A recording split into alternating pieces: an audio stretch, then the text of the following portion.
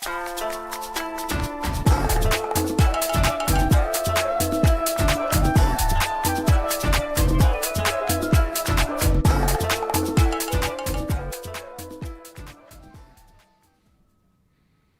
morning, soccer friends. Welcome to First Touch 26, our daily World Cup show that we will be bringing to you every single morning from our beautiful studios here in Midtown Manhattan.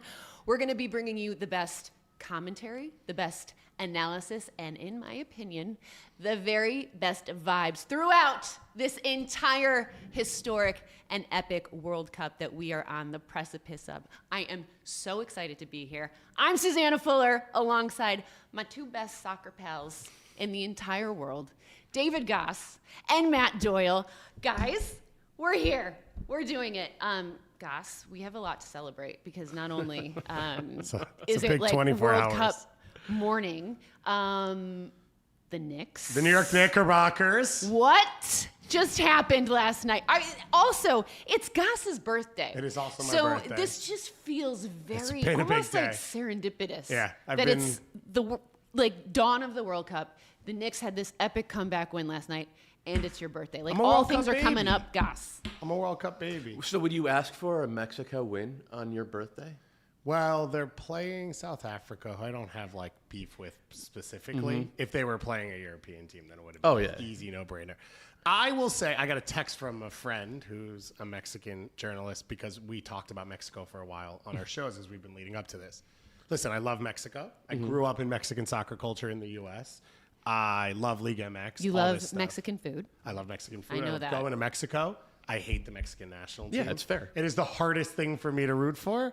But in light of OG Anunoby being the greatest human being who's ever graced this planet, everyone can get a win today. Everyone deserves it. Even John Parker deserves I'm worried a win that OG's star turn bodes well for England because he's London born. I know, he is, but he does not seem to have vibes. I actually think, I know Toronto's repping him hard right now. Okay. So I think the vibes for Canada tomorrow are high. Canada needs that because Moise Beat, though. I mean, he made the team, but best defender, irreplaceable.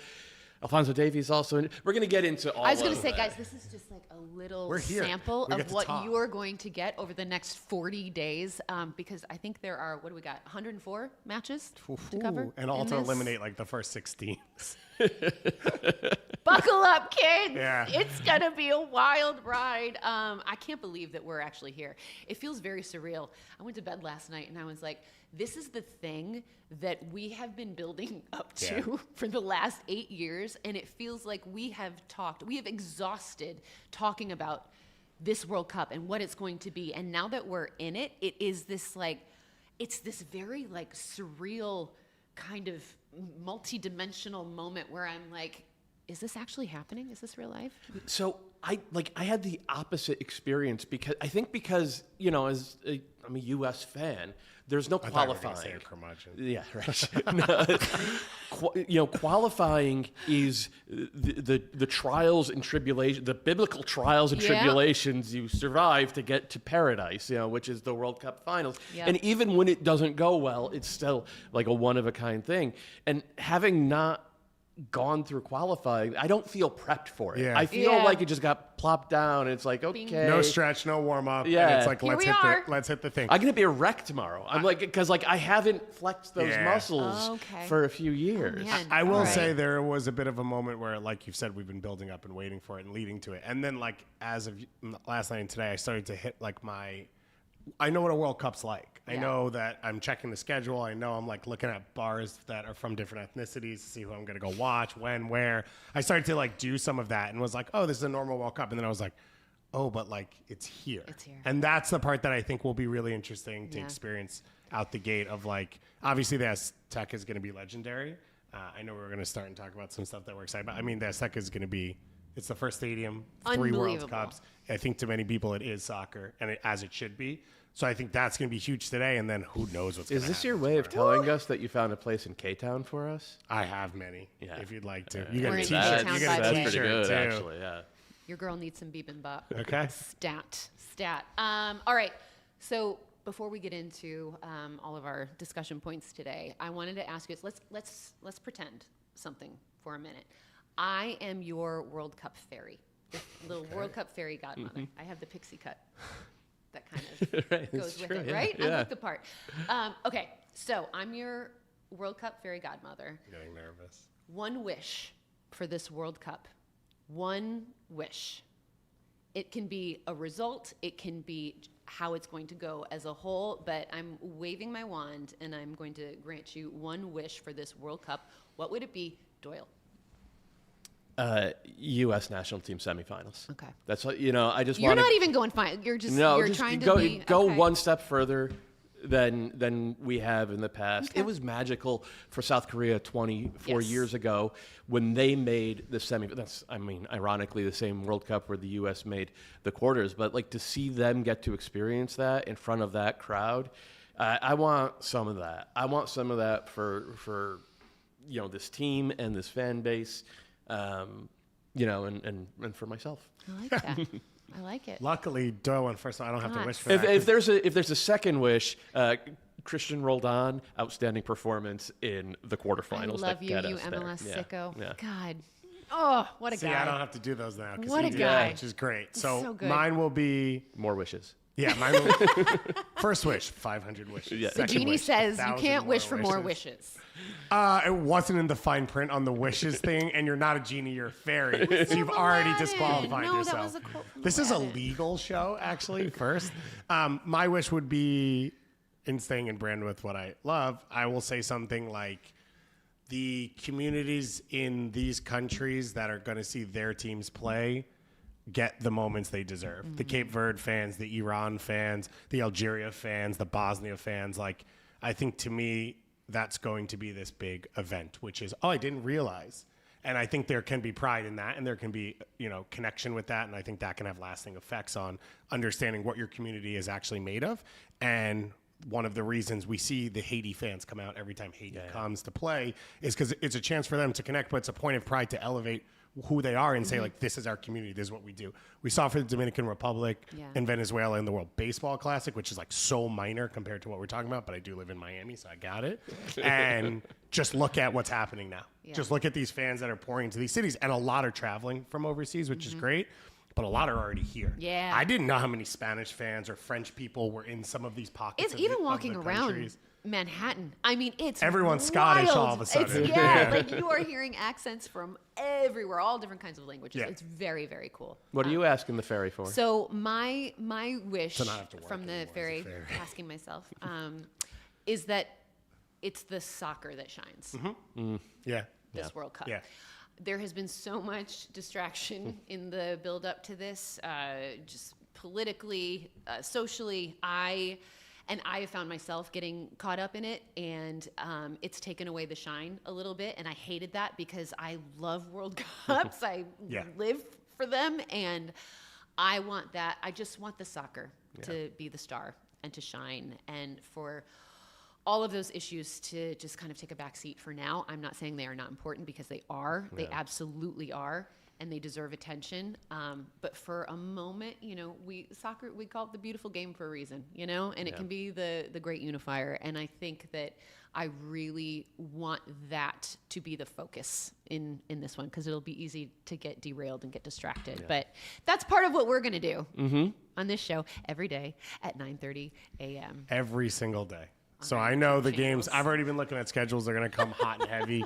10 p.m. Eastern time kickoffs, early kickoffs. So we're going to recap every games that happen the next day. Yeah. So if you miss anything, we got you. We'll get you ready, and we'll preview everything. And like you said, I think we're going to talk about all of it. Yeah. We're going to talk about the news. We're going to talk about the stories. We're going to talk about what's going on. But we are going to try and find the joy in it, because We that's the thing we absolutely love. are. We absolutely are. And like you said, you know, ordinarily on these shows, we're going to be doing a recap of the previous day's matches. Obviously, this is day one of this World Cup. So we're going to recap the Knicks so for we're gonna David. recap the Knicks game, just for Gus, because it's his birthday. Love you, I'm Tommy kidding. Scoops. I'm kidding. No, we're going to kind of do some big picture conversations heading into this World Cup, because as we know, every 4 years this rolls around, there are always the favorites. There's always the clear front runners. And Doyle, you are going to give us your favorites for this 2026 World Cup. Who you got? Well, there's kind of like two tiers of favorites. To me, there's three teams that are sort of levitating above the rest of the field. It's the previous winner, Argentina, who finished top of qualifying in CONMEBOL, and our two-time defending Copa America champions as well. They have not lost a tournament they have entered in the 2020s. Last time they lost a knockout round game was 2019. That's wild. Yeah. What? Then they also have a guy you might have heard Is of. that a real stat? Yeah. That's And I don't even staggering. think they're that good. But Yeah. they just, like, if you look at them man for man, France, who are the other favorites, the other finalists from 4 years ago, it feels like they have so much more talent than Argentina. And Spain, who are the third team in this tier, the Euro winners, have so much more talent, it feels like. But this Argentina team, after a decade of being the ones who couldn't get over the hump, I mean, how many have Copa America, 2014? I mean, Messi's whole career. Yeah. He retired in Giant Stadium, like, what, 10 years ago? Yep. Saying, I just can't take this anymore. Yeah. Yeah. And then he's won 3 straight tournaments. Like, all right, dude, relax. Yeah.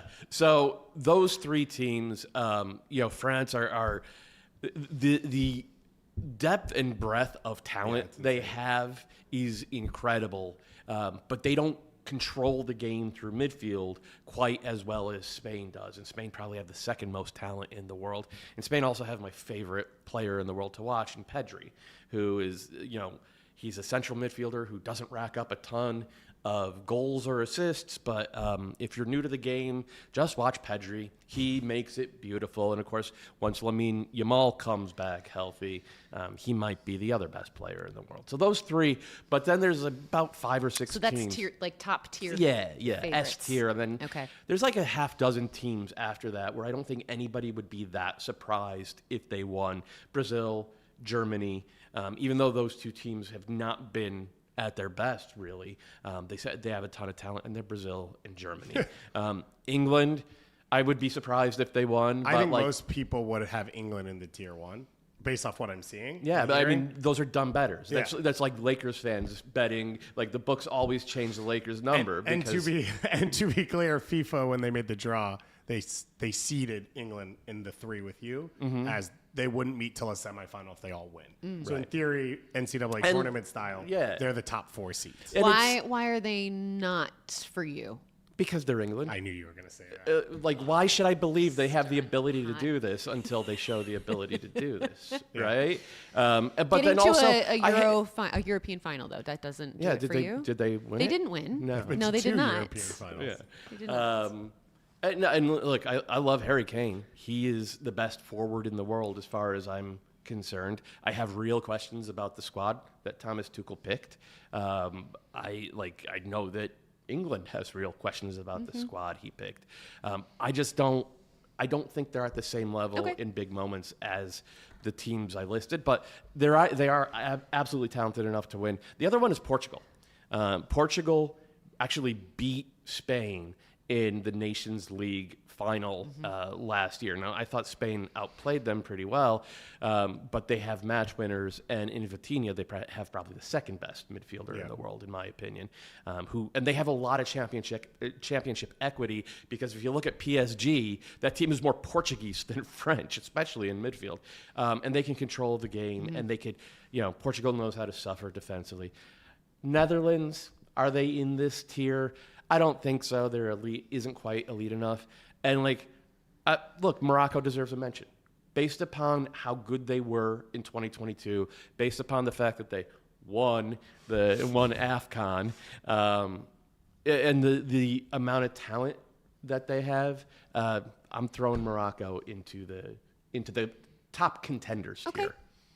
Fair. Yeah. Do you agree with No, I this? think all of them, what he mentioned, I think they're all right. I actually feel like Argentina has been somewhat, nice. I feel like Argentina has been gotta keep our somewhat, I sponsors thought maybe happy. it was like something, I thought a Knicks fan was coming through the window. I think Argentina has been a little bit underrated coming So, into this. no, I agree with Like, you. people aren't talking about them as Right. much, but I think it's to your point, Well, which is they don't really play this It's thing. tough to figure out. Like, I was going through film, and like it's easy to sort of deconstruct what France and Spain, what makes them so special.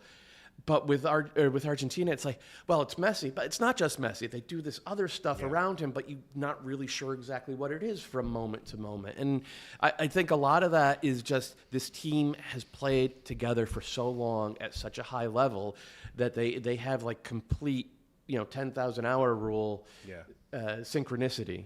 The thing, I think so. Just a really good album. I think Just the really thing good. with Argentina is, it's going to fall apart. Right, look at what happened to Spain in 2014, and we just don't know when. Yeah, and that stuff's like a little bit less predictable. So, of like at some point, the old guys are going. I mean, if Nicolas Otamendi starts at how many finals can he start? Right. So that's I think the worry. The other thing that I always thought of was like in the 2010s, they kept losing those finals. Angel Di Maria kept getting hurt and missing or playing at like half strength in those finals, and then in 21 Copa America, he was healthy and they won. 22 World Cup, he was healthy and they won. 24 Copa America, he was healthy and they won. Angel Di Maria is not a central part of this team. Yeah. Okay. Should we move it along, Gus, to the dark horses? Yeah, this is my favorite space because this is normally the teams I pick to win. They don't win. I lose my brackets, and that's what happens. And you're looking at my bracket I right wish now. you guys could see. And Gus's bracket. I'm always playing with these names, and a lot of these are, I think, the game's becoming more global. And what's happening there is because scouting's more accessible, because travel's a little bit easier because of digital technology, and then I think also because of broadcast, more players from more places in the world are getting brought into the biggest teams around the world, and so that like high level quality. I mean, Ecuador is going to start a center back pairing of two guys who play in the Champions League final.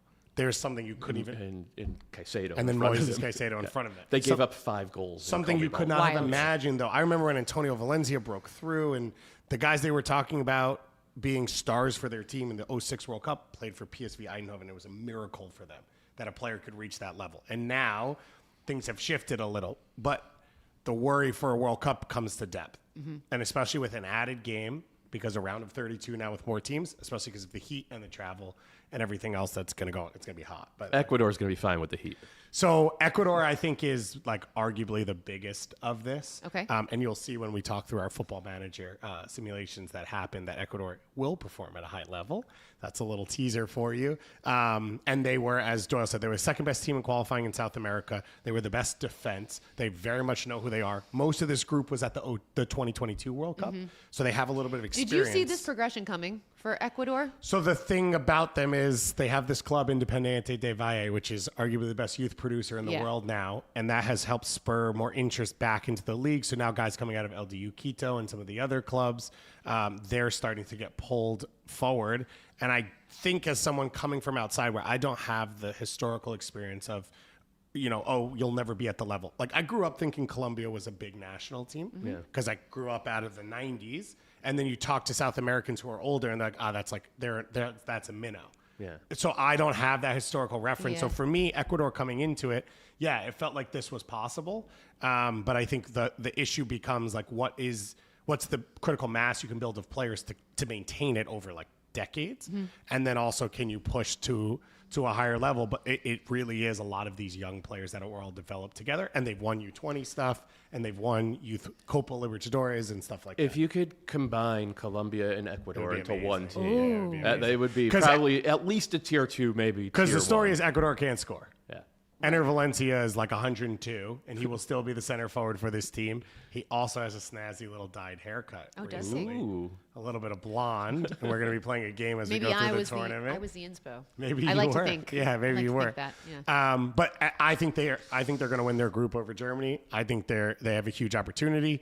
If you're putting Morocco in your tier 2, I wouldn't have them as a dark horse. Senegal is one, the actual winners of AFCON. Correct. They've struggled in their friendlies to get warmed up for the tournament. They've been trying to change formation a little bit, I think, as to have a second tool in their bag. I think they go back to what set them up for success coming into this World Cup. They also are going to play France, which is maybe still the greatest moment in Senegalese soccer history, was their win in 2002. Yeah. And they're going to play twice in New York City. If you've ever been to 116th Street, there's going to be some fans there. I talked to a Senegalese guy in Miami who's like, I'm going to be there. Like 0 questions asked. Amazing. So I think they're going to have crowds behind them. I think they're going to have vibes. But they are in a group with Norway, who's another obvious dark horse, with Erling Haaland leading the best attack in Europe towards the World Cup. And the thing with Norway that people will get to as the tournament goes is it's not just Holland. It's not just Odegaard. Yeah. It is like one of those special moments where a star breaks through and needs support, and it turns out that this is now the best group Is this that's a golden existed for 30 generation years. of Yes. Norway? Are we allowed to use that term? I think so. I love anymore? a golden generation if it's correctly used. And I think it is. Antonio Nusa, Oscar Bob. I mean, and Yeah. then Berg, and then depth through the team. And they seem very cohesive. Their vibes are crazy high. They put also out, I'm liking. pretty reliably shift formation in the middle of games. So you have to prep 2 game plans when you're playing against Norway, and teams really struggle. I mean, over the course of qualifying, they beat Italy 7-1 on aggregate. That is no joke. I know, like, we meme on Italy, but Italy's still Love a you, really Michele. Italy's still a really good team, and Norway buried them. Yeah. Did you see their team photo that they took? The Norway one, where Yeah. that's what I'm saying. Everything they put out. Immaculate. It's like, their fans are already like marching around New York. it's incredible. Yeah, the King's doing videos. Listen, I'm not like the biggest royalty guy, but like respect to the King. You know, you're gonna do a little shout out video. They got boats everywhere. The vibes are high. Vibes The vibes are very high. Okay. And then honestly, this is an issue where it's like I could go forever. Mm-hmm. But let me say this, because we'll talk about them all. I'm gonna put all 3 hosts in this. Yep. Because you're a host country. I would argue all 3 hosts got easy draws. So the assumption is you're getting out of your group. All 3 of them got lucky groups, which is they'll play a 3rd place team if they Okay. win their group. Because of the allowance of the pathways and all of that, if they continue to win, you stay near your base camp. Also, all of this travel and weather and all this stuff, the only people who get it are the players in those teams. I mean, you've got guys in the Canada team who are like, are we taking a coach bus? Oh, we're flying? Sick. Then wake me up tomorrow and I'll play. Right. So I think all 3 should be put in that conversation. And Colombia would be my last one. Okay, but so how many? You I got got everyone. That's my problem. This It's is a my lot space. of dark horses. This is my space. There's like 10 teams. I'm like, these teams suck If you and they had to, cannot if you had win. to pick one of To win it? No, like the most likely of your dark horses to. I think actually- Ecuador has the highest Okay. floor of the teams I All just right. named. Cool. Good stuff, Gus. All right, so I Oh, and am Japan. going to give you. Jeez, stop it. So you mentioned vibes. Yeah. And Norway is absolutely giving elite vibes right now. But for me, if we're talking about like vibes FC, is that what we called it? Vibes. Yeah. Selección SC. Yeah. I'm Yes, going to sure. go with Curacao. There's 2 teams that stand out. Curacao right now. So obviously this is their first ever World Cup. So they're just riding high off of, they very much are carrying this, we're just happy to be here kind of energy, which is adorable. I did it last time. Somebody, right. Is my earpiece? Yeah, it's his turn. We need a tape sponsor. But Curacao, so their base camp was in, good job, Gus. Well done. See, teamwork makes the dream work. They're in Boca Raton, Florida, which, just right there just gives you kind of like country dinner club, at 4:15. country club vibes. But like every video, Deep sea fishing, completely. tiki drinks. Well, did you see their captain Leandro Bacuna? He threw out the first pitch at the Marlins Oh, game. nice. And He it was the only one there. and he was practicing. Like they're loving this. They're having Yeah. so much fun. Every video they post, they're dancing. And I think like when you look at their group, they're Germany, Ivory Coast, and Ecuador. Yeah. Okay, so like they kind of know. Yeah, they got 270 minutes. Yeah, they're like, this is, like I said, we're just happy to be here. We're going to take advantage of this moment. Literally nothing to lose in this competition. So I think their vibes have been really fun and It's been elite. for Bacuna in particular, like he's their captain. Yeah. He's 34, 35 years Yep. old. I think his first cap was about 10 years ago, and Curacao barely even had a team. Yeah. To get to this point now where, that team is, I think, about a half made up of Curacao natives and then a half of the diaspora. I think only one person was born in Curacao. they're all I think they're Tahith Dutch. Chong is the only person that was born in Curacao. Okay. Yeah. So it was even more extreme than I Yeah, realized. yeah. So And I guess the story is Bacuna deciding to play was like the first. So Eloy Room will tell you he was the first. Okay. Eloy Room lives in Miami Columbus now. Crew. Does he really? Columbus Yeah. Crew legend. Yeah. because he's playing for Miami FC with Jurgen Locadia. So him and the 2 of them were the first, Okay. and they did a lot of the recruiting. After that, Ruud Hullet started the recruiting process. They sort of continued it as players, and then as the coaches changed. But yeah, it's an incredible story. And I think it's a cool idea of like Curacao culture is them, right? Like that's their culture, and so they get to rep it on this level, and whether they can challenge the teams on the field will be a whole different conversation. And then Bacuna had to recruit his own brother, which I think is really funny. Yeah. Like Junior didn't come immediately. It was like, oh, I don't know, I want to play for the Netherlands. Well, it's like bro, come on. Julian de Guzman and his brother who played for Netherlands. Yeah, it is exactly like that. Now you don't make that decision. Canada's better. I also want to give a shout vibes-wise to Algeria because it's just funny. So their base camp is in Lawrence, Kansas. Yeah. Right in the smack middle of America. They're staying at a DoubleTree. Love it. Which, like a very, very much an everyman hotel. I love a DoubleTree. That's where they put all the USL League One teams. I think they're an official league partner. So I myself have stayed at many a DoubleTree over the last 2 years. But one of the reasons, and I'm going to give Gass credit here because he told me this story this morning. One of the reasons they chose this hotel is so that they could smoke. Oh, yeah. And so like the thought of like these guys, these players mingling with the normal folk and just like post it up outside having a ciggy. Like that's vibes. Like that is vibes. There was a tornado warning the other night, and apparently none of the players or staff got up and left. They all just left through it. They're like, this ain't no thing. Yeah. They're perfectly comfortable. It's a real sort of 80s vibe. They're giving off. If you like that. Meanwhile, the England team's like, there was an earthquake in the Gulf of Mexico. Someone call an emergency. Right. Get over it. England's going to get smoked on this show.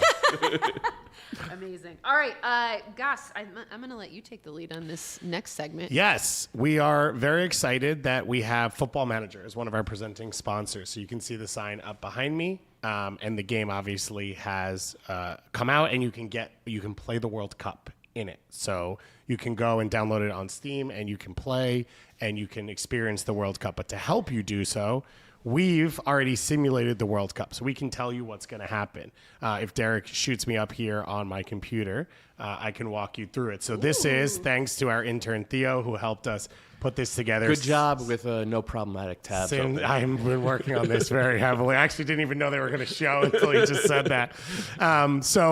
We've simmed the group stage, and I'm not going to lie, pretty shocked. Czechia wins their group. That one was like the first out the gate, Bosnia and Herzegovina. And then we have Scotland winning a group over Brazil, Morocco, and Haiti. What? Like, are you kidding me? Wow. And Scotland is going to be one of the stories because they're going to be playing in Boston, but then they're going to play a game in Miami. And you talk about Sunburns, which we'll get to later. Oh, yes. Yeah, it is going to be a fight. Sweden, who are the worst qualifying team, are able to steal their group as well. So then we go into the knockout rounds, and in the knockout rounds, this is where we get to Ecuador. Ecuador beats France. Oh, we don't have the video with goodness. us. Sweden and Spain play each other. Norway beats Morocco. Both Canada and Mexico get eliminated in those knockout rounds. But here's the juice that I think everyone's going to be waiting for. So you've got the USA who continue on by beating Argentina, which would be the path, by the way. The U.S. wins their group. They'll probably have to beat the third place team from Canada's group. Then after that, they would probably play the winner of Uruguay, Argentina. So just keep that in the back of your mind as we talk about everything, but that's probably the reality. And then you get into this, and this, I think, is what everyone's waiting for. If it happens and they both win their group, I think it's Kansas City in which Portugal would play Argentina, and of course it would be Ronaldo against Messi. Because Scotland is the best soccer team in the world, they've ended up in a quarterfinal against England, which we believe could be Mexico hosting at the Azteca. Is that Czechia still standing? No, Croatia. Oh, Croatia. Yeah, all yeah. right. Croatia knocks off the Netherlands, and Sweden somehow is the lucky losers, which wouldn't be unheard of, right? It's Denmark 92. So Sweden, every time, they don't always make the World Cup, but I think the last 5 times they've gotten out of the group. At least. So maybe that's interesting. The bug in the system. So then what we have in the semifinals, England beats Portugal, Croatia beats Sweden, which would mean we'd have a group stage rematch. We'd have a 2018 World Cup semifinal rematch, and we would have England against Croatia in this one. Jordan Pickford, goalie of the tournament. Antonio Nusa, our wonder kid.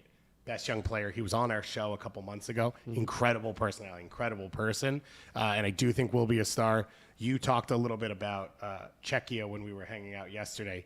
Peter Suchek being a big part of this, and the size they have. And then we've got Harry Kane with 9 goals winning the Golden Boot. So you don't have to play. You don't have to watch the World Cup. You need to go play Football Manager, go get the game. And you need to come to this show because we're going to help you, because tomorrow we're going to do this for the U.S. men's national team and help play out the World Cup that they will be playing. Amazing. Oh, that was fun. I mean, 4 European teams in the semifinals. Tough, David. It's not unheard of. It's not the one tomorrow you'll like more, I promise. Okay. Yeah. All right. All right, guys, let's get into some team previews here. So we're clearly going to start with the U.S. men's national team. I think we know now what Pacha's starting 11 is going to be. Obviously, one of the biggest pieces of news coming out is that Chris Richards is going to be available for that first match against Paraguay, which is huge, Doyle. But just in terms of, how we're entering this tournament, I think we can take away from those matches against Senegal and Germany. Like, those were positive overall performances. So Doyle, what is your outlook for the U.S. men's national team? How good do you feel about us as we enter this tournament and get ready for our first match tomorrow? I feel really good. Okay. Given how they played against Germany and Senegal, and given how they played last autumn. Now, obviously, the March window was a disaster. We saw players, I think, lose their place in the team because of that, and we saw Poch throw out, just completely scrap a tactical adjustment he had made for those 2 games, and the tactical adjustment back in this window towards what the U.S. had done that worked so well in autumn. Like, it worked well against Paraguay. It worked well, extraordinarily well, against Uruguay. It worked well against Senegal and Germany. Why wouldn't it work well against Paraguay again in Australia and Turkey? So I'm pretty happy with the way things are. Obviously, it would be better if Chris Richards, I'm not convinced he's going to go from the start in this one because he hasn't played in a month. Tyler Adams, even though we have video of him jumping over couches and Crocs celebrating the win last night. Throw my computer up again. Don't worry. We got you. Because guess what? The New York Knicks are up 3-1, and Tyler Adams, a New Yorker, baby. Was it's it worth Doyle, it. though? He's like, Tyler. He was like, can you please stop moving like look this? Look at that hamstring. Look at that thigh. Look at that money right there. Oh, my God. We need the you. vibes are high. Matt Turner's doing content capture. Everything you need. Tyler Adams was not great in those 2 games. Yeah. And, the Germany goal, he committed a foul that I think is a little uncharacteristic of him, and it was kind of a desperate lunging type of foul that he didn't need to. And I think that's the type of foul you commit if you don't entirely trust your body. Yeah. And the game before, he didn't track Mane's run with the confidence that I thought he should have, and that's something where you don't maybe entirely trust your body. Is the U.S.'s success dependent on Tyler Adams having a good World Cup or performing at his I think highest the level? U.S. should get out of the group even if Tyler Adams and Chris Richards don't play a minute. If Tom Bogert played left back, you think Yeah, well, you'd want someone who could complete a pass. I think the U.S. should have that standard but once you get into the knockout rounds and you're meeting teams with everything on the line who are top 30 teams in the world by definition, you need your best players to be your best players. Yeah. Yeah, there feels like there's some depth to this team. There feels like there's options. It feels like a number of players are peaking at the right time. That's what it's felt like over the last 2 weeks. The U.S. is not deep enough to not have the best 12 or 13 available for the big games. And what I was saying as I went through the Football Manager stuff is there really aren't, you can't hide. You got it. The roads are going through teams that are good. There, you could get lucky in a round of 32 at this point. But actually, the way I've been gaming this out because of the third place teams, big teams probably don't get eliminated. They just maybe struggle in the group stage. But you're playing a true name. You're playing Argentina, Uruguay, or Belgium at worst in a round of, or at best in a round of 16 and a quarterfinal. So there's nowhere to hide. And I think there's a little bit of a vibe right now of this group of like, oh, together we can get it done, blah, blah, blah. And that's what you need. Yeah. Like it doesn't need to be pretty. It doesn't need to be special. You need to score a set piece goal and win 1-0. And like, I'd like for it to be pretty. I mean, but it was an own goal in Pretty's 94 and better. it changed the perception of the sport Right. forever and the trajectory. So we'll take what we can get, hopefully with less casualties post, but So we'll take Doyle, what we can get. Earlier, you talked about your sort of tier 1 teams. Where does the U.S. stack up against those teams? Like, how far is the divide between where we are at currently, right now, as we enter into this World Cup against those favorites? We would be prohibitive underdogs Yes. against any of them. And I think the gap between the very top of the world in our sport and the rest of the pack has grown over the past 15 years. So, But right behind that, the dark horses, so let's say Norway, Japan, Colombia, Ecuador, that's not a huge gap. If any. Correct. I would go into, if I'm a U.S. fan, I would go into any of those games on home turf saying, like, we have to win this game. Right. Okay. Yeah. Should we top this group? I think so. So Turkey arguably has more top-end talent, but they haven't really played like a team that I've ever seen. Australia play really hard. They don't have match winners. Paraguay, their best player, I think, is hurt and probably don't have the talent that we do. All right. We're winning the group. There you go. We We're should. putting it out there. All right. That's my prediction. Goss, let's move it along to Canada, another host nation. They had a favorable group draw as well against Bosnia-Herzegovina, Qatar, and Switzerland.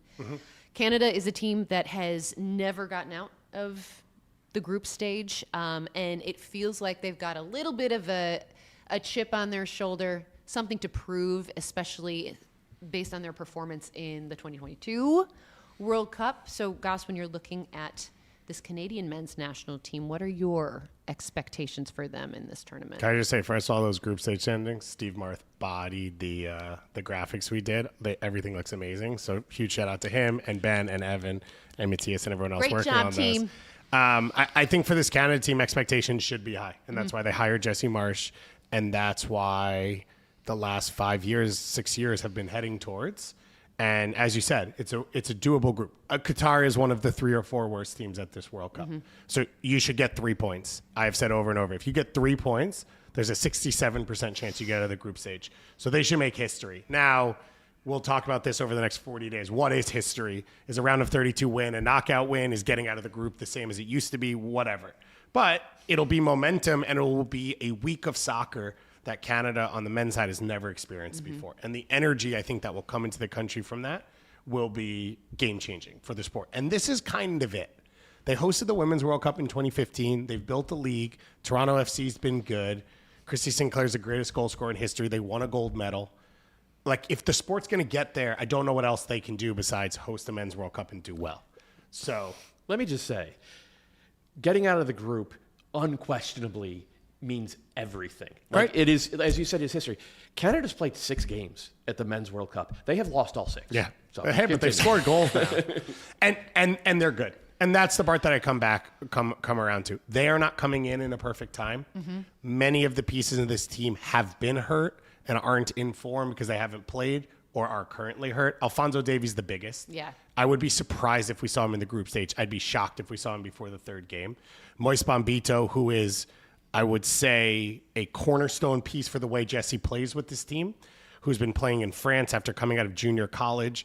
He broke his leg in October. He has his first game of any sort, real live game, was the friendly against Uzbekistan, which he left with his leg wrapped in ice, and he's been working his way into fitness. As of today, we get official notification that he will be on the roster because the last time to change the roster was at 3 p.m. today for Canada. So he is staying. Ralph Priso now comes off the team, or is officially off the team. Jaden Nelson's been added because the injuries just keep piling up for this team. So I think it's pretty scary that a lot of the guys they rely on, Steven Eustachio, a special player, now Richie Larea because of the way he has to play. Alfie Jones might start at center back. He hadn't played a competitive game in 4 months. A lot of these guys are hurt, but they're good. Okay. And I think that's where what we've seen, and we saw 2024 Copa America when they went to semifinal. We saw it, I think, in the 2022 World Cup qualifying. There's a ton of belief and connectivity in this group. They have a lot to play for. I think the crowds are going to be great. Toronto obviously is special. Yeah. It's a special place to play, but Vancouver's actually been the real like cultural home for the Canadian men's national team. They played a lot of big qualifiers in Vancouver because they could get good crowds, and BC Place fills up and gets loud. So I think that's going to feel really, really strong. And when you look at this group, I mean, I'm always underwhelmed by Switzerland. There's never a game I've watched Switzerland play where I'm not underwhelmed, except for when they Who didn't they beat? Beat the hell out of the U.S. every time. Oh, yeah, congratulations. Yes. Here we go Welcome to the again. club. I feel like they had a huge they had a good win Euro- against Argentina. They had a good Euros. Couple World Cups ago. Or they had a good Nations League a few years back. They're sneaky. Like, I feel like Yeah. But again, Could it's be a good tricky. draw, so I think Canada should be confident and feel good about what they're doing. Okay. Love it. All right, guys. It is time for... We've got our tactical... What are you, armchair? It's what just are we, tactical- armchair analyst, tactics free Exactly. zone, So whatever you want to call it. This is going to be our first touch tactics board presented by Football Manager 26. Thank you very much, one of our lovely sponsors. And the next best thing to Football Manager's tactical immersion is this guy, Matt Doyle. So he's going to give us kind of more of a big picture tactical breakdown of what we can expect on the whole in terms of what we're going to see on the pitch in this World Cup, Doyle. So, Yeah, it's how teams play now, right? Like you're going to see a lot of teams going out there and looking to get into similar and familiar shapes. It's just a question of how they go ahead and do it. all right, let's take a look. Every team in modern soccer is trying to get to the same place when they have the ball. The 3-2-4-1 or 3-2-2-3, depending on how aggressive they want to be. 3 defenders, 2 holders, everyone else pushed high. The shape is basically universal. The only difference is how they get there. Type number 1 are the teams that are born in it. They start in that shape. 3 center backs, 2 sixes, wide wing backs. They never have to restructure. What you see out of possession is more or less what you get in possession. It's clean, but it's predictable. Then you've got the second type, the classic La Salida La Volpiana, which was everywhere in the 2010s. Start in a back 4, drop 1 defensive midfielder between the center backs, and suddenly you've got 3 at the back with both fullbacks free to push high. Pep did it. Everyone copied it. It still works, but you need very specific personnel. The third type is rotating fullbacks, where the fullbacks take turns overlapping. One will go forward, the other holds. It's more fluid with the highest attacking upside, but it means your shape is constantly shifting. You need smart, disciplined fullbacks who read each other and the wingers in front of them. This is Spain right now, one of the tournament favorites. Then there's the safe build, which is the most conservative version. One fullback slides inside to become a third center back. The other pushes up, but only to the defensive midfield line. Meanwhile, one of your actual D-mids steps forward into attack. You're manufacturing a back 3 and midfield pivot without exposing anything. This is what England are under Thomas Tuchel at the moment. And then there's the asymmetric version where the roles are fixed, not rotational. One fullback always tucks in to form that back 3, while the other always goes forward into attack. It's a committed structural choice, not a reaction to the game. Mauricio Pochettino made this the identity of the U.S. national team starting last autumn, and it's worked. The U.S. have become more secure in possession, and their secret weapon, a much more dangerous and dynamic pressing team since the shift. So there's 5 different roads, but only one destination, the 3-2-4-1. In possession, everybody's playing the same game. The question is, how much are you going to risk to get there?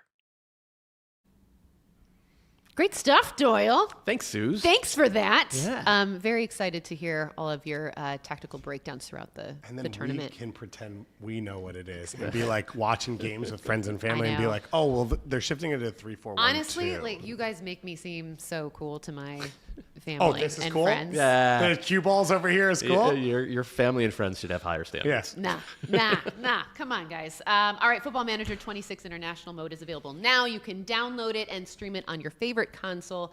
The sale starts today through July 9th, and it's 50% off. So go do the thing. All right, guys, time for some match previews because we are start. literally hours away from the first kick of this 2026 World Cup, which is very exciting. Group A action will lead off the festivities, so we're going to get into our Mexico preview presented by Soccer.com. Make sure you visit Soccer.com for the widest selection of World Cup product, free shipping on orders over $49. You can get beautiful kits like this Portugal Yeah, that's a one right banger. here. Whole That's wall beautiful. behind you. We've This got entire Mexico. wall. The France is so clean. Japan. Packing for this trip was so Just fun. loaded up on soccer.com I did. gear. It's literally all kits, Yeah. Which is really awesome. And But that's they're sharp fantastic. as hell. Yeah. Thank you. Thanks, guys. Adidas did this whole drop of like the throwback I 94 stuff. said before, you do look like you could win a gold medal on Thank you. balance beam You should or have on brought me parallel one. bars. I mean, I know it's your birthday, but it would have been a nice I'll touch. start bringing you more things. I feel like I haven't brought you enough stuff. Thank you. That's fair.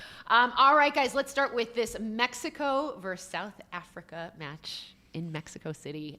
This is going to be huge. I think overall, it feels like the sentiment surrounding this Mexican national team hasn't been super high, Doyle, but you've said that that's actually erroneous. That's not wrong. Like this Mexico team is actually formidable. Tell us why. I just think they're really well balanced. They have a lot of players who are floor raisers and who understand their jobs and are like just really good pros. And they don't have the same type of super elite attacking talent that there's no Chicharito, there's no Qua, there's no Hugo Sanchez if you want to go back that far. There's not even really a Carlos Hermosillo, you know? So Or Vela or Guardado. right. So it doesn't have the same spark that previous Mexican teams have had, but I just like the way that they've been playing for the past year under Javier Aguirre. And then they have this new generation of players coming in. Guys like Brian Gutierrez, who's a Mexican-American kid from Chicago. He played for the Fire for a long time. He filed a one-time switch. He looks like he's going to be a starter. Obed Vargas, who I think everybody knows with the Sounders, moved to Atletico Madrid. He's depth. And then they have in Gilberto Mora, 17-year-old kid who is he is special. Now, it's probably too early for him to be the best player at the tournament or anything like that. But there's a chance he could be the breakout teenager. And then your favorite guy, my Golden Boot draft pick. Julian Quinones, yeah. Golden Boot winner in Saudi Arabia over Cristiano Ronaldo and Ivan Toney, who are both at this World Cup. I think Quinones will be the breakout of this World Cup in terms of he's sort of the last, it feels like, of players where it's like, I've never heard of this guy. And the World Cup happens. And it's not like, oh, he might score a good goal. I think he might be the best player on the field. And we saw it in significant games. And we saw it in Liga MX. His combination of technique, understanding of how to finish where in moments, and then athleticism and speed. I don't know how he went under the radar as long as he did. I guess he didn't. Tigres signed him. They just couldn't get him on the field. He's an incredible player. And because that attack lacks so much, someone needs to try stuff. And he's going to try stuff, and he's going to pull stuff off, and he is so huge for Raul But what Jimenez. he does, he's so great at attacking space behind the back line, which works really well when Raul Jimenez is your starting number 9, and also works really well when you have two midfielders like Brian Gutierrez and Gilberto Mora, who are willing to hit those passes in behind the back line. So again, even though it's not one player who you look at and you're like, wow, this guy could be one of the absolute stars of the tournament, all of these guys work together really well. But I need Javier Aguirre to be brave and to play Edson Alvarez, who is their best D-mid, and D-mid is his best position. He has to play him as a center back because the value he adds at center back is greater for Mexico than what he adds at D-mid, where they have more depth and more quality. Yeah, it's an interesting test. Johan Vasquez, clearly a starter for this team. Cesar Montes has dropped off, and I think that's where they thought they'd have the strength to not play Edson Alvarez there. The question then in central midfield is it Obed Vargas? Is he ready to play that spot? It's more likely Lira, right? And then is it Lira? Is it Fidalgo? Fidalgo hasn't been in the team very long. And this is where Mexico's in a similar place with the U.S., where, and actually, unfortunately, more teams, which is the coaching change happened so late. But because the U.S. and Mexico didn't have qualifying, there's not like he hasn't had a ton to work with. So these guys haven't been in fires together. They haven't really been in challenges. They've scheduled these weird friendlies to try and add more games. But if the guys on the team aren't at the game, it doesn't matter what name is on the scoreboard. So I think for Aguirre, he doesn't have a ton of experience with a lot of those guys in midfield. they don't have a ton of experience as a group, and that's where he's going to have to balance what he trusts and who he believes in, where Montez has a little bit more experience, and the fullbacks are a huge part of their attack, and Jesus Gallardo getting forward and all of that. So there's going to have to be that acknowledgement. I think the other side of being brave is they're going to have to find like how they're an attacking team. They are not a great possession team, and the expectation from their fans in their stadium is that they'll be Brazil. And Brazil in the 70s, not Brazil now. Right. Like that's the way Mexico fans feel about it. And it's awesome to be around, but they start to whistle this team and they get mad and they get underwhelmed and they get frustrated. And there is a time where home advantage shifts to disadvantage for Mexico players. The players have talked about it. Former players have talked about it. It is an acknowledgement. I mean, they booed this team in the November friendlies against Uruguay in a 0-0 draw against Uruguay. Like not the worst result anyone's ever seen, in which they were trying out a new goalkeeper because they'd lost their starting goalkeeper to an ACL injury. So like it can get intense very fast. But on the flip side, there's no home advantage like it with the altitude, with the way the stadium is set up, with the potential for the crowd to just overwhelm The you. stadium being the Azteca. Let's just call it the Azteca. really? Yeah, Not the just Mexico City Stadium. No, it's actually worse. Boo. It's been responsored. So it's actually not the Azteca. I didn't realize this. The Azteca is a sponsor. Oh. And now it's Estadio Banorte, which has now been it's the changed to Azteca. Mexico City. It's the Azteca. And in our hearts, it's the Azteca. It's the Azteca. Just blew my mind. Stamp Yeah, it. me too. Okay, so taking on South Africa. Yeah. Bafana. Rematch of the play- 2010 opening World Cup game. They play a very defensive game. Mm-hmm. How can they rattle this Mexican side? Just about hanging in there. Like Yeah. what I said, I think for South Africa, what is their advantage here is this plays into their game model already. They weren't going to extend their lines. You watched the AFCON, they struggled when they had to go win games. They struggled when they trailed early. The only way they create chances is overwhelming numbers. And then that disorganizes their own shape defensively. So Ronan Williams in goal was a shortlister for the Ballon d'Or 3 years ago. He was that good at the AFCON in leading them to the semifinals. And then their center back pairing is the strength of this team, one of which is a little familiar to this region, and Mbokaze, who plays in this area and is Another Chicago Fire. Chicago and is a Fire. rising So star. Mbokaze is fantastic. He's great. Yeah, he's a little under. I think he's 5'11", so he's not what you think of when you think of a modern center back, but he plays bigger Size than doesn't that. matter, man. It's Yeah, Jalen Brunson. he's Did the he size make of the the dog MLS in All-Star him. team? I think he did. I believe he was in the first 11 vote. The first 11. And I think Kat Bush, who did some of our data stuff, put out before the World Cup as we were previewing it, like leads the league in blocks because he's so good side to side. He really like physically really good side to side, reads the game really well. And I was saying brave in context of the manager from Mexico. Mbokaze is brave with the passes he picks. And so if honestly, if South Africa's getting out on the run, it's probably because they absorbed some pressure and Mbokaze was able to get on the ball and break lines that like puts Mexico into full retreat. I just got chills thinking about the Azteca being like alive today for this game. I know, and like but think about it, like the pageantry, right? The opening ceremony is going to be there. Like this is the inaugural match of this 2026. Yeah. World There's going to be Cup. like 10,000 people when the game kicks off because it takes forever to Exactly. get in that building. So But this stadium is soccer. how do you feel like there's going to be a little bit of a feeling out period Yes. between these I think there's going to be. I think it's going to be. Mexico's going to come out. I think flying. it's going to be shot at a cannon, but not cohesive. It's going to be high energy, but I don't know that they're going to be able to contain it properly. And it's going to be like high press, but then the ball runs out, and then you like start to feel your my way into God. it. But you can hear that buzz already of like what the Azteca sounds like. And I think for us, watching World Cup qualifiers, there's a feel to it that you get, which we're going to see at a World Cup for the first time in my life. Oh my God, this is going to be amazing. Mexico versus South Africa, 3 p.m. Eastern. This is wild. I can't believe we've got World Cup matches today. It's so exciting. Okay, we've got another one this evening. Czechia taking on South Africa in Guadalajara. South Korea. Or sorry, Everyone's south. South Korea Yeah. at 10 p.m. Eastern in Guadalajara.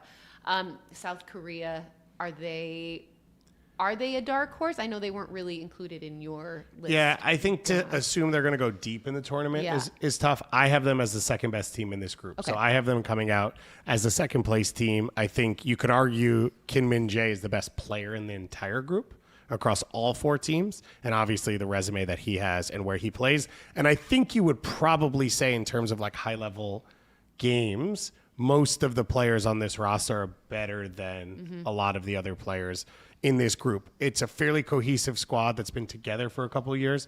It's been chaotic as they've put it together on a new manager because they struggled at the last Asian Cup. They fired Jurgen Klinsmann. It took 6 months to detox out of their bodies, and then they've started to try and rebuild things.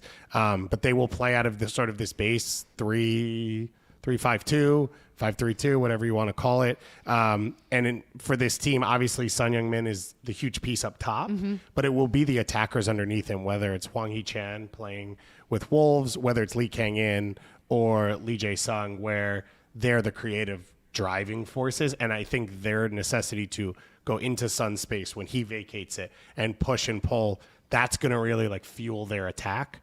And I think this is a game. Well, no, I think Czechia doesn't want the ball. Yep. That's who they are. So it's going to be on South Korea to go and win this.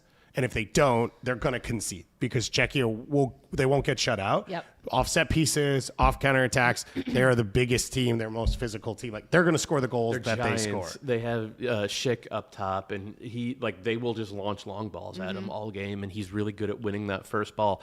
And in a way that sort of feeds into fabricated transition moments, right? You win first ball, second ball, and you go north-south. Like that is the game plan. They're really, really good at it. And it's a problem, I think, for South Korea because South Korea is going to have to be the protagonists. And when they have had to be protagonists against teams that they don't have an overwhelming talent advantage against, they have struggled. And Czechia does not play beautiful soccer, but they have a lot of talent and guys who are really fit for how they play. Also, the way they qualified, they had to win in the UEFA playoffs. They're like a cat. Yeah, exactly. They have 19 lives. They have 19 lives, and there is you get a sense that they're one of those teams that has that belief in themselves that when their backs are against the wall, they will be able to pull out a result. And so in that way, I feel like it makes them a little bit dangerous in. It definitely does. And South Korea are the opposites. South Korea have this collective, like the team has had sort of a collective psychosis at times in these big. They haven't won the Asian Cup in 65 years. And this is a team that is always one. They got fake medals. Yeah, there you go. We did a whole thing about this. They got fake gold, and they haven't won since the fake. It's gold. a curse. Yeah. But they will break down emotionally at some point. Like that is who South Korea are as a team. And to Son's credit, every time they get knocked down, he has been the one to rally them and pick them up. And he will need to be better in this tournament than he has been for LAFC this year. I just want every team struggling with injuries. It's going to be a thing we have to talk about every single time because there's just a lot of games players are getting hurt. And this is the nature of a World Cup. It just comes around at one moment. Doesn't mean everyone's fit. But Cho Yu-min went down in one of the warm-up games for South Korea. Experienced veteran center back who was supposed to start on Kim Min-jae. He was supposed to be a sort of salve for a lot of the issues Joel just talked about. So it's just one of those things where it's a problem could be coming, and one of your solutions of like experienced center back who's been there before, where our strength is, who will help us calm things down. You're just already missing him where he like turned his ankle in a warm-up game. Yeah. And so I just think that's like one of those hits that this team will struggle to deal with. And what we saw in the World Cup qualifiers was Czechia hit early, like every set piece, first, the Denmark game specifically. And so I think that's where... Old enough to remember when they did that to the U.S. in 2006. Me too. I've rewatched it recently. Oh my God. So how big of an upset would it be if Czechia were able to... I mean, Not football manager has them winning the group. Oh, that's right. And I do think that's the thing with most of the host groups is the host got the best draws, as did the teams playing them. Because none of the hosts are the best teams in the pot one. Okay. So it's kind of like very evened out. Qatar is an outlier in all of that, but in all three of those groups, like you could tell me South Africa wins this group, I wouldn't be shocked because it's. I would be pretty shocked. But you steal a win, you get a tie. Now you're on 4 points. I would be pretty shocked. All right. Well, if South Africa wins the group, I hope that you show Clip your it. shock. Clip it. Show your shock. Show it to me. And I think that's the same for South Korea. It's the same for Mexico and Czechia as well. But Czechia, like I said with Mexico, changed their coach in December. Yeah. So all these teams are like chopping and changing, trying to find like the right little bit of magic, which is what we've seen work at the international level. Croatia being the biggest example. Ooh, amazing. Soccer, baby. Soccer, baby, guys. It all kicks off today. Mexico versus South Africa at 3 p.m. Eastern. And then tonight, South Korea and Czechia. Czechia or Czechia? I think it's Czechia. I think it's Czechia. Yeah. Formerly Czech Republic. Right? Yeah. Before that, Czechoslovakia. And then Czechoslovakia. Yeah. So, yeah. But they...